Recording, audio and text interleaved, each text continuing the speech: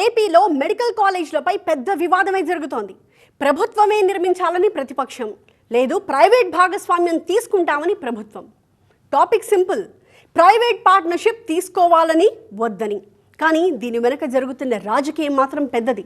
Subject కూడా కాస్త గంభీరమైనది. ఎందుకంటే ప్రభుత్వ వైద్య విద్యా రంగంలో ముందున్న తమిళనాడు, కేరళ ఇప్పటిదాకా ప్రభుత్వ మెడికల్ కాలేజీలను ప్రైవేట్ చేతుల్లోకి పోనివ్వలేదు. తెలంగాణ సైతం ప్రైవేట్ భాగస్వామ్యం తీసుకోలేదు. అలాగని మెడికల్ కాలేజెస్లో పబ్లిక్ ప్రైవేట్ పార్ట్నర్షిప్ అసలే లేదు అని కాదు. 7 రాష్ట్రాల్లో 40కి పైగా కాలేజెస్ని ప్రైవేట్తో కలిసి ప్రభుత్వాలు నిర్మిస్తున్నాయి. గుజరాత్, యూపీ, మేఘాలయ, అరుణాచల్ ప్రదేశ్, ఒడిశా, బీహార్, కర్ణాటక, రాజస్థాన్లో ఆల్రెడీ టెండర్లు పిలిచారు. దేశవ్యాప్తంగా కొత్త మెడికల్ కాలేజీలను దాదాపుగా పీపీపీ మోడల్లోనే నిర్మిస్తున్నారు. మరి ఎక్కడ తగాదా వస్తోంది? అసలేంటి ఈ పీపీపీ మోడల్? లాభమా, నష్టమా? డీటెయిల్డ్గా చూద్దాం ఇవాల్టి బర్నింగ్ టాపిక్లో.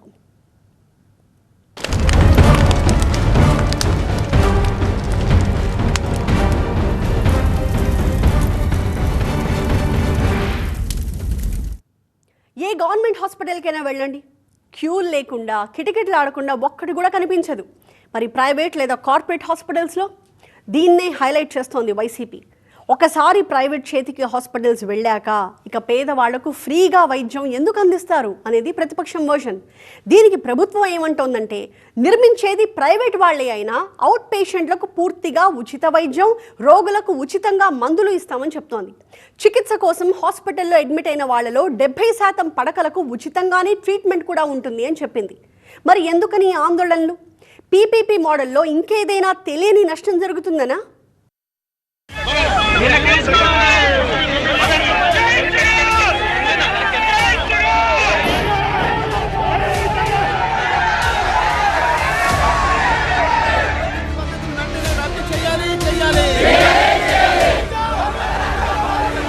ఒకవైపు ప్రభుత్వం చెబుతూనే ఉంది, పీపీపీ పద్ధతిలో మెడికల్ కాలేజీలు కట్టడం అంటే ప్రైవేటీకరణ కాదు అని. బట్ వైసీపీ మాత్రం అదే స్టాండ్ పై నిలబడింది. చలో మెడికల్ కాలేజ్ పేరుతో రాష్ట్ర వ్యాప్త ఆందోళనలకు దిగింది. పేదవారికి అన్యాయం, ధనికులకు లాభం అనే స్లోగన్ ని ప్రజల్లోకి తీసుకువెళ్లడమే టార్గెట్ గా రోడ్డెక్కింది. దాదాపు 1,50,000 కోట్ల రూపాయల విలువ చేసే కాలేజీలను ప్రైవేట్ వ్యక్తుల చేతుల్లో పెట్టడమే పబ్లిక్ ప్రైవేట్ పార్ట్నర్షిప్ మోడల్ అంటూ గళమెత్తింది వైసీపీ. ప్రభుత్వ మెడికల్ కాలేజీల్ని అమ్మకాన్ని ఆపే వరకు కూడా పోరాటం చేస్తానే ఉంటాం, అలుపెరగని పోరాటం చేస్తాం. ఇప్పుడు ప్రైవేటీకరణ చేసేంత పరిస్థితి మీకేముంది? ఈ రోజు రాష్ట్ర బడ్జెట్ లో మీరు 2% కానీ 3% కానీ కేటాయిస్తే అన్ని మెడికల్ కాలేజ్ కూడా పూర్తి అయింది. వైద్యము విద్య అందకుండా చూసి ఈ ప్రభుత్వం ఒక రాక్షసమైనటువంటి క్రీడ చేస్తా ఉంది. సరిగ్గా ఇదే సమయం అసెంబ్లీ సమావేశాలు కూడా ఉండడం ప్రతిపక్షానికి కలిసొచ్చింది. శాసన మండలిలో మెడికల్ కాలేజీల అంశంపై చర్చ జరపాల్సిందేనని పట్టుబట్టింది వైసీపీ. ఆ పార్టీ ఎమ్మెల్సీల ఆందోళనలతో సభ కాసేపు వాయిదా పడింది. సభ మళ్లీ మొదలయ్యాక కూడా అదే పరిస్థితి. పీపీపీ మోడల్లో మెడికల్ కాలేజీలు నిర్మించొద్దు అంటూ పోడియంని చుట్టుముట్టారు వైసీపీ ఎమ్మెల్సీలు. వైసీపీ వాయిదా తీర్మానాన్ని తిరస్కరించిన మండలి చైర్మన్ స్వల్పకాలిక చర్చకు అనుమతించారు. వైసీపీ ఎమ్మెల్సీలు చర్చకు సహకరించాలని మండలి చైర్మన్ విజ్ఞప్తి చేశారు కూడా. అయితే సభ్యులు మాత్రం దీనిపై పూర్తి చర్చ జరగాల్సిందేనని పట్టుబట్టారు.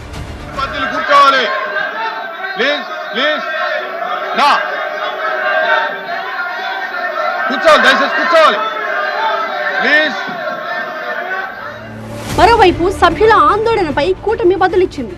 బీఏసీలో చర్చకు ఒప్పుకుని ఇప్పుడు ఇలా అడ్డుపడ్డం సరికాదని కౌంటర్ ఇచ్చారు BJP MLC Somu Veerraju. YCP సభ్యులపై రూలింగ్ ఇవ్వాలని ఎమ్మెల్సీ సోము వీర్రాజు చైర్మన్ ని కోరారు. అటు మంత్రి పయ్యావుల కేశవ్ కూడా సభ సజావుగా నిర్వహిస్తే ప్రభుత్వం ప్రకటన చేస్తుంది అని స్టేట్మెంట్ ఇచ్చారు. అయితే ఆ ప్రకటనేదో సోమవారం ఇవ్వాలని మండలి ప్రతిపక్ష నేత బొత్స సత్యనారాయణ సభకు తెలపడంతో శాసన మండలి సోమవారానికి వాయిదా పడింది. వ్యతిరేకంగా ప్రభుత్వం ఎప్పుడు ఇంత నీచంగా, ఇంత దుర్మార్గంగా ఏ ప్రభుత్వం ఆలోచించలేదు. ఓ ప్రభుత్వ కళాశాల, ప్రభుత్వ మెడికల్ కాలేజీ, ఓ ప్రభుత్వ దవాఖాన కావాలని ఎప్పుడు ప్రధానంగా కోరుకుంటారు. అలాంటిది ప్రభుత్వం గత ప్రభుత్వం ఇచ్చిన గవర్నమెంట్ మెడికల్ కాలేజీని ప్రైవేటిజం చేసి దాన్ని దోపిడీ చేసి దోచుకుందామనే నీచమైన సంస్కృతి, నీచమైన ఆలోచన రావడం చాలా దురదృష్టకరం. వీధుల్లో ఆ తర్వాత మండలిలో ఒకే రోజు పెద్ద ఆందోళనలే చేసింది వైసీపీ. కానీ అంతకంటే ముందు లేఖల యుద్ధం కూడా జరిగింది ఈ విషయంలో. పీపీపీపై ప్రతిపక్షం చేస్తున్నదంతా విష ప్రచారమేనంటూ నేరుగా వైసీపీ అధినేత జగన్కే లేఖ రాశారు మంత్రి సత్యకుమార్. రాష్ట్రానికి 17 మెడికల్ కాలేజీలు తీసుకొచ్చారు కరెక్టే, కానీ 8,480 కోట్ల అంచనాలతో నిర్మాణం మొదలుపెట్టి కేవలం 1,451 కోట్ల బిల్లులు మాత్రమే చెల్లించారు కదా అని మాజీ సీఎం జగన్ కి గుర్తు చేశారు. కనీసం ఆ కాలేజీల్లో అడ్మిషన్లు కూడా సాధించలేకపోయారనేది వైద్య ఆరోగ్య శాఖ మంత్రి సత్యకుమార్ ఇచ్చిన కౌంటర్. 5 సంవత్సరాల పాటు నిద్రపోయి ఒక్కటంటే ఒక కళాశాలను కూడా పూర్తి చేయకుండా ఇవాళ తప్పని పరిస్థితులు కేంద్రం నబార్డ్ నుంచి నిధులు రావడానికి అవకాశం ఉంది, దాని దారి మళ్ళిచ్చారు. శాస్కి కింద నిధులు వస్తే దాని దారి మళ్ళిచ్చారు. సెంట్రలీ స్పాన్సర్ స్కీమ్ కింద వచ్చిన నిధులు మాత్రమే ఖర్చు పెట్టారు, కానీ రాష్ట్ర ఖజానా నుంచి ఒక్క పైసా ఖర్చు పెట్టకుండా ఒక్క కళాశాలను కూడా పూర్తి చేయకుండా పునాదుల స్థాయిలోనే వదిలేసి మొండిగోడుల స్థాయిలోనే వదిలేసి ఇవాళ నాణ్యమైన వైద్య విద్యను విద్యార్థులకు అందించమంటే ఎలా సాధ్యమవుతుందో ఆయన విజ్ఞప్తిగా వదిలేస్తున్నారు. అంతకంటే ముందు జగన్ హయాంలో వైద్య ఆరోగ్య శాఖకు మంత్రిగా పనిచేసిన విడుదల రజనీ కూడా ఒక లెటర్ రిలీజ్ చేశారు. 17 మెడికల్ కాలేజీల ప్రోగ్రెస్ కార్డ్ ఆ లెటర్. అన్ని కాలేజీలకు శంకుస్థాపన జరిగి 5 మెడికల్ కాలేజీల నిర్మాణం పూర్తయి మరో 5 ప్రారంభానికి సిద్ధంగా ఉన్నాయి. మిగిలిన 7 కాలేజీల నిర్మాణ పనులకు టెండర్లు పూర్తి కాబోయే దశలో ప్రభుత్వం మారింది అన్నారు.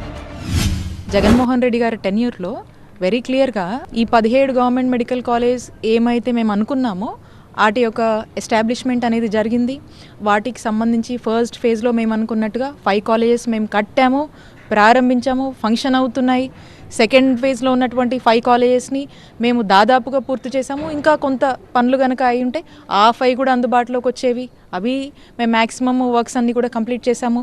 సో ఇప్పుడు థర్డ్ ఫేజ్లో ఉన్నవి కూడా మేము బాగా ప్రోగ్రెసివ్ దశలో ఆ పనులన్నీ కూడా మా హయాంలో జరిగినాయి. మొత్తానికి మండలిలో, రాష్ట్ర వ్యాప్తంగా వీధుల్లో, అంతకు ముందు లేఖల రూపంలో మెడికల్ కాలేజీలను పీపీపీ మోడల్లో పూర్తి చేయడంపై 3 రకాల యుద్ధాలు జరిగాయి. కేంద్రం ఒక టార్గెట్ పెట్టుకుంది. 5 ఏళ్లలో 75,000 MBBS సీట్లు పెంచాలి, ఆయుష్మాన్ భారత్తో లింక్ చేయాలి, ఉచితంగా వైద్య సేవలు అందించాలి, దేశంలోని మారుమూల ప్రజలకు కూడా నాణ్యమైన వైద్యం అందాలి. ఇది కేంద్రం లక్ష్యం. టార్గెట్ పెట్టుకుంది కేంద్రమే అయినా వాటిని పూర్తి చేయాల్సింది రాష్ట్రాలే. కానీ మెడికల్ కాలేజీల నిర్మాణం ప్రభుత్వాలకి పెద్ద సవాల్. ప్రైవేట్ భాగస్వామ్యం ఉంటే ఇంకాస్త తొందరగా టార్గెట్ చేరుకోవచ్చు. ఇక్కడ ప్రైవేట్ కడుతోందా, ప్రభుత్వం చూస్తోందా అన్నది కాదు, దేశం అంతటికీ వైద్య సేవలు విస్తృతంగా అందాలి, అది కూడా వీలైనంత త్వరగా. అందుకే మెడికల్ విద్యలో పీపీపీని కేంద్రమే అనుమతించింది. 2014లో అధికారంలోకి వచ్చిన మోదీ ప్రభుత్వం ఒక హెల్త్ స్కీమ్ అనౌన్స్ చేసింది. జిల్లాకో మెడికల్ కాలేజ్ అనేది కేంద్రం థీమ్. 2019లో అధికారంలోకి వచ్చిన వైసీపీ ప్రతి పార్లమెంట్ నియోజకవర్గానికి ఒక మెడికల్ కాలేజ్ అనే లక్ష్యం పెట్టుకుంది. మొత్తం 17 మెడికల్ కాలేజీలకు అనుమతులు సాధించి వాటికి 8,480 కోట్లు ఖర్చవుతాయని అంచనా వేసింది. కేంద్రం స్కీమ్ ప్రకారం పాడేరు, మచిలీపట్నం, పిడుగురాళ్ల కాలేజీలకు కేంద్ర ప్రభుత్వమే 60% ఖర్చుని భరిస్తుంది. ఇక రాజమండ్రి, ఏలూరు, నంద్యాల కాలేజీలను కేంద్రం SASCI పథకం కింద, మిగిలిన కాలేజీలను నాబార్డ్ ఫండ్స్ ద్వారా నిర్మించాలని ప్లాన్ చేసింది. కానీ వైసీపీ హయాంలో 5 కాలేజీలను మాత్రమే ప్రారంభించగలిగారు. కూటమి అధికారంలోకి వచ్చాక పాడేరు కాలేజ్ ప్రారంభమైంది. సో ఇదంతా తమ క్రెడిట్ అనేది వైసీపీ వాదన. కానీ ప్రభుత్వం ఇంకొన్ని లెక్కలు చెప్పింది.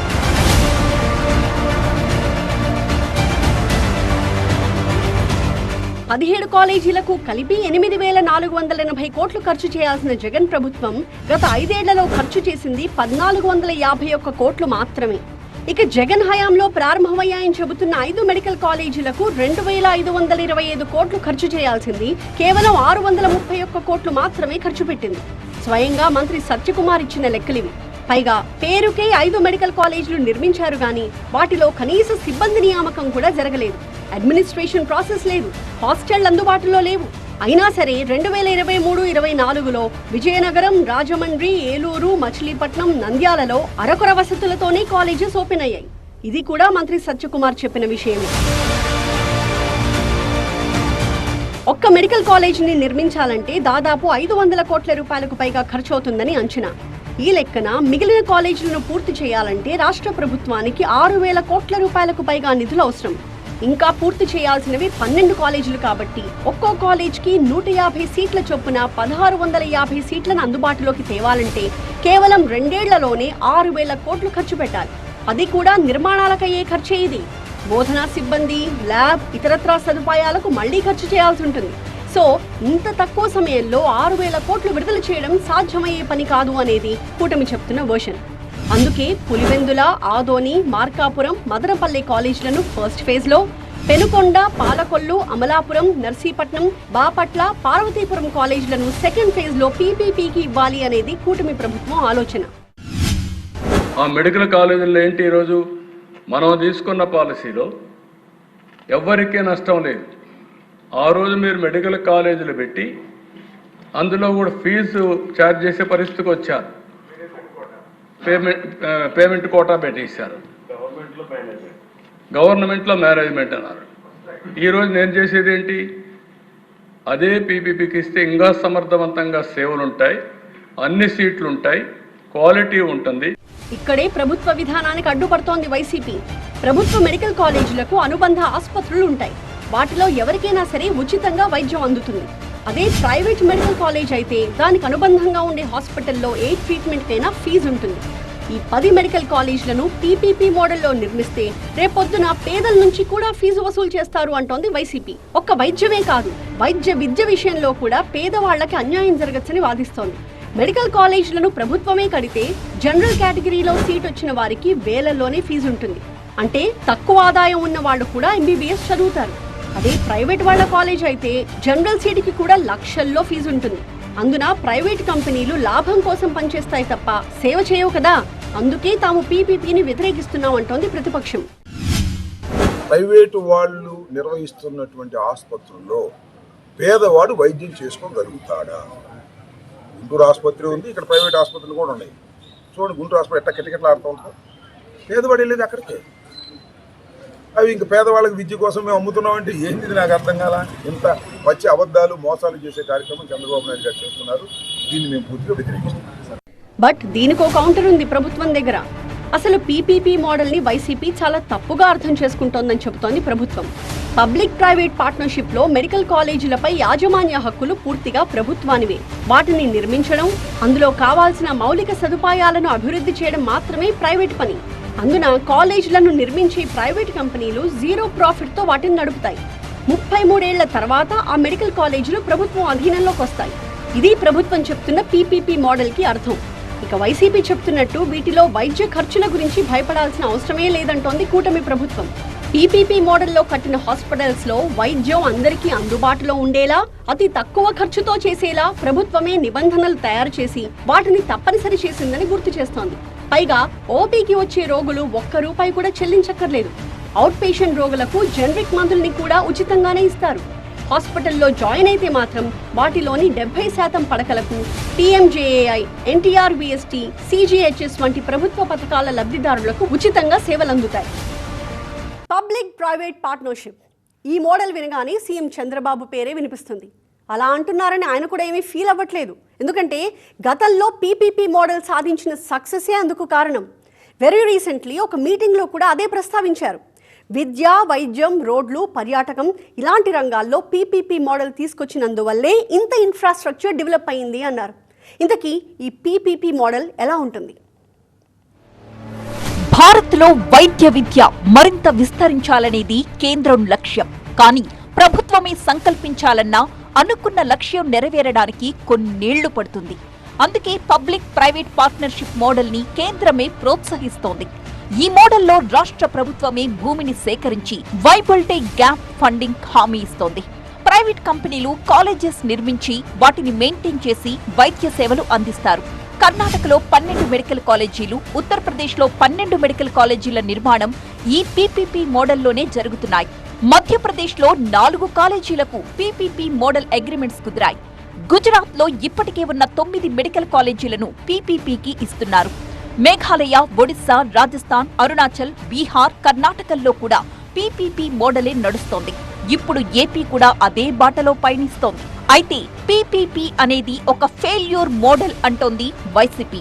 ఇతర రాష్ట్రాల అనుభవాల్ని ఇందుకు సాక్ష్యంగా చూపిస్తోంది.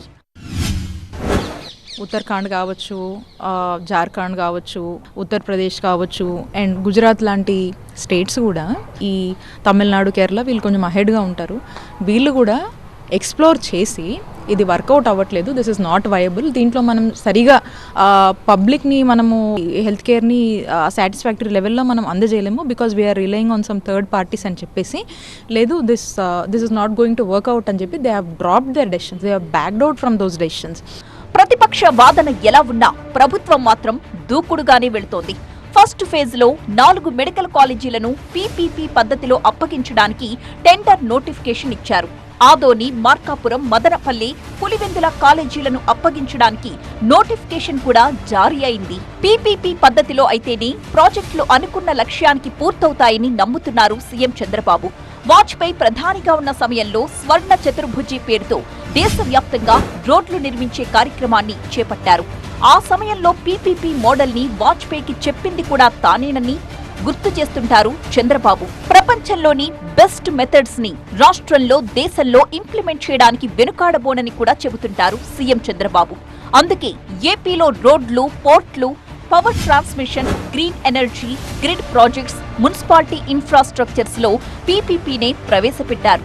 ఐటీ అండ్ ఎలక్ట్రానిక్స్, ఫార్మా రంగంలో కూడా పీపీపీ మోడల్ అమలవుతోంది. ప్రస్తుతం దేశంలో నిర్మిస్తున్న హైవేలు, టోల్ రోడ్లు, బ్రిడ్జ్లు, ఎయిర్పోర్ట్లు, రైల్వేలు, డ్రైనేజ్ వ్యవస్థలు, స్కూళ్లు, హాస్టళ్లు, స్పోర్ట్స్ ఫెసిలిటీస్ ఇవన్నీ కూడా పీపీపీలో నిర్మితమవుతున్నవే.